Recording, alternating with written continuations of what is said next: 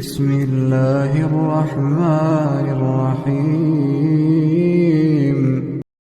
ہوئی پہلوئے آمنہ سے ہویدا، دعائے خلیل اور نوید مسیحا۔ 2 سمبا کا دن تھا، ربیع الاول کی 12 تاریخ تھی کہ آمنہ کے یہاں ولادت ہوئی۔ نومولود بچہ بہت ہی خوبصورت تھا، چاند بھی اس کے سامنے پھیکا تھا۔ آمنہ نے اپنے خسر عبد المطلب کو خبر کرائی کہ آ کر پوتے کو دیکھ لیں۔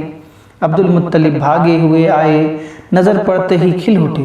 ایک تو لڑکا تھا اور وہ بھی عبداللہ کا۔ وہ خوشی سے نہال ہو گئے، بچے کو گود میں لیا، سینے سے لگایا، ماتھے کو چوما، پھر لیے ہوئے کعبہ پہنچے، اس کا طواف کیا اور بچے کا نام محمد رکھا۔ محمد کے معنی ہیں ہر لحاظ سے قابل تعریف، وہ جسے سب پسند کریں، سب اچھا کہیں۔ ولادت کے 7ویں دن عبد المطلب نے بچے کا عقیقہ کیا اور قریش کی دعوت کی۔ لوگ کھانے سے فارغ ہوئے تو کسی نے پوچھا، عبد المطلب کیا وجہ ہے آپ نے پوتے کا نام محمد رکھا؟ خاندان کے اور ناموں جیسے نام نہیں رکھا؟ میں نے چاہا آسمان پر بھی اس کی تعریف ہو اور زمین پر بھی، خالق کو بھی پیارا ہو اور خلقت کو بھی۔ عبد المطلب نے نہایت سادے انداز میں اپنے دل کی تمنا لوگوں کے سامنے رکھ دی۔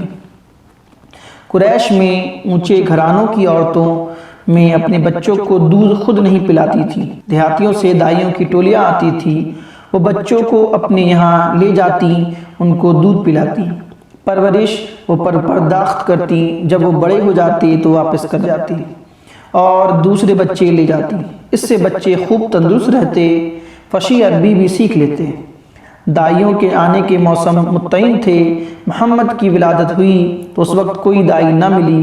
عبداللہ کا ایک بھائی تھا ابو لہب، اس کی ایک باندی تھی سوبیہ۔ 7 دن آمنہ نے خود دودھ پلایا، پھر بچے کو سوبیہ کے حوالے کر دیا کہ جب تک کوئی دائی نہ ملے اس کو دودھ پلائے۔ تو سوبیہ نے پس کچھ ہی دن دودھ پلایا تھا کہ قبیلے بنی سعد کی دائیاں آ گئی۔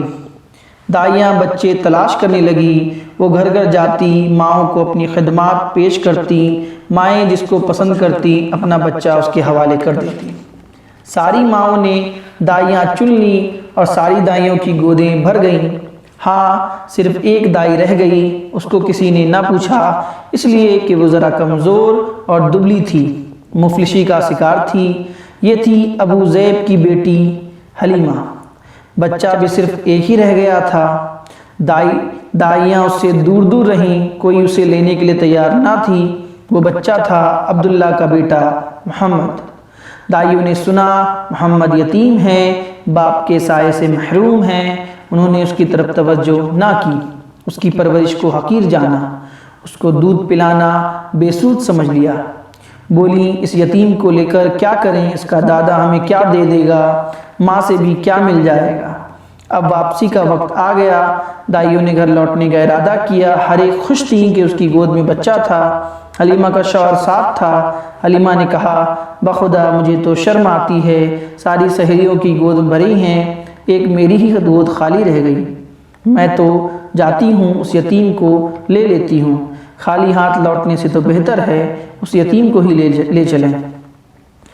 جاؤ لے آؤ، کیا حرج ہے، ہو سکتا ہے اللہ اسی میں برکت دے، شوہر نے تائید کی۔ حلیمہ بچے کو لینے کے لیے آمنہ کے پاس پہنچی۔ آمنہ کو ملال تھا، ان کے لال کو کسی نے نہ پوچھا۔ سہیلیوں کے بچے ہاتھوں ہاتھ لیے پر ان کے جگر پارے کو لینا گوارا نہ کیا۔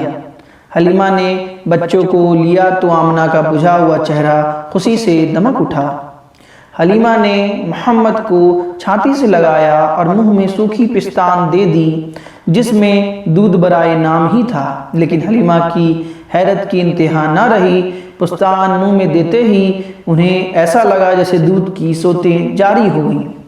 یکایک چھاتی بھر گئی، بچہ دودھ پی رہا تھا اور دودھ بچے کے منہ سے ٹپک رہا تھا۔ محمد شیر ہو چکے تو حلیمہ کے بچے نے بھی جی بھر کر پیا، حالانکہ اس سے پہلے تنہا اسی کے لیے دودھ ناکافی ہوتا، وہ پیتا لیکن کبھی شیر ہونے کی نوبت نہ آتی۔ چھاتی چوستا اور چوس کے رہ جاتا۔ حلیمہ کی ایک اونٹنی تھی، دبلی پتلی، بالکل مریل۔ بھوک لگی تو شوہر اسے دھونے اٹھے، آنکھیں پھٹی کی پھٹی رہ گئی۔ وہ تھن جو ہمیشہ سوکھا رہتا آج بالکل بھرا ہوا تھا، دودھ خود بخود ٹپک رہا تھا۔ شوہر نے خود بھی پیا، بیوی کو بھی پلایا، دونوں نے جی بھر کے پیا۔ رات ہوئی تو دونوں نے بچوں کو پہلو میں سلایا، پھر خود بھی سوئے رہے۔ نیند اتنے آرام اور چین کی تھی کہ بالکل ہی بے خبر ہو گئے۔ صبح ہوئی تو شوہر بولا، حلیمہ کیا خیال ہے؟ بخدا بہت مبارک بچہ پا گئی تم۔ حلیمہ، بخدا میرا بھی یہی احساس ہے۔ دائیوں کا قافلہ گھروں کو لوٹا۔ حلیمہ کی گدھیاں آگے آگے تھی اور مستانہ و رواں دواں تھی۔ سہیلیوں نے یہ دیکھا تو آواز دی، واہری ابو زیب کی بیٹی، ذرا ٹھہرنا، ہمیں بھی تو آ لینے دو۔ ارے یہ وہی گدھیاں تو ہیں جس پر تم آئی تھی، یہ تو راستے میں رک جاتی تھی، بار بار تم پیچھے ہو جاتی تھی۔ حلیمہ، ہاں ہاں بخدا یہ وہی گدھیاں ہیں۔ سہیلیاں، ایسا نکارا گدھیا بھی، یہ تیزی اور چستی کہاں سے آ گئی؟ یہ تو بڑی عجیب بات ہے۔ If you enjoy the video, please like the video, share with friends, and don't forget to subscribe and hit the bell icon.